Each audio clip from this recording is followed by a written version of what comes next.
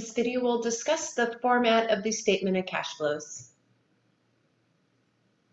When we look at the statement of cash flows, you remember there are three sections or three different types of activities that we break cash inflows and outflows into.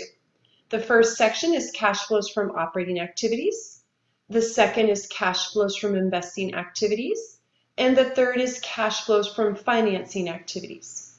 There would be a fourth kind of footnote disclosure at the very end of this statement where non-cash financing and investing activities would be reported. But let's just take a look at the overall big picture view of the statement of cash flows. Notice that the financial report is for a period ended because this is reporting the cash change from the beginning to the end of the period. So when we overall look at the statement of cash flows, starting down here at the bottom, we are seeing that overall we are reporting whether the company's cash increased or decreased during the year. We take that increase or decrease and combine it with the beginning balance of cash at the beginning of the period.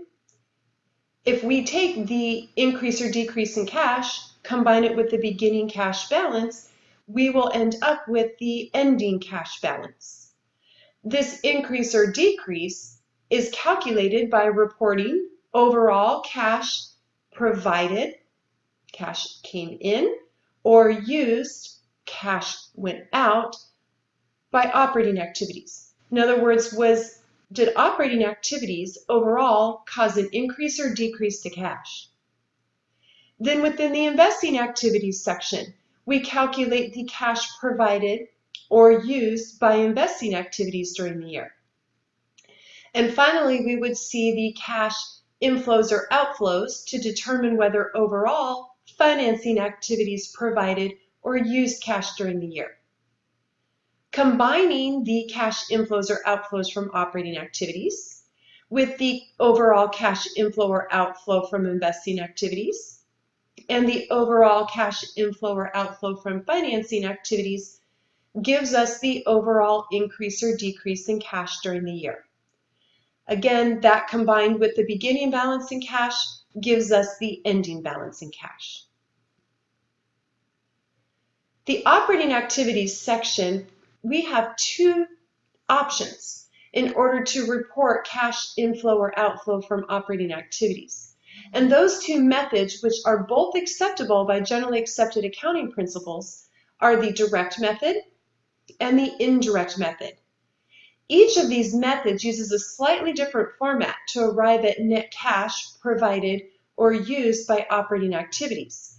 However, whichever method is selected, they will both arrive at the same answer. In other words, they will both calculate the same overall cash inflow or outflow from operating activities. That indirect method is the most commonly used method within the United States, and so it's the one that is typically focused on within the education environment. What the indirect method does is it starts with net income, because net income is a good financial measure of operating activities, sales and expenses, normal day-to-day operating activities. But because net income is calculated using accrual accounting.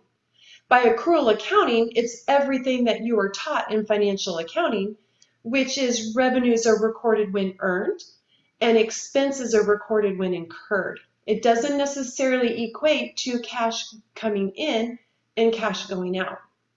So we start with net income, and then through a series of adjustments, we adjust net income from an accrual-based number to a cash flow amount.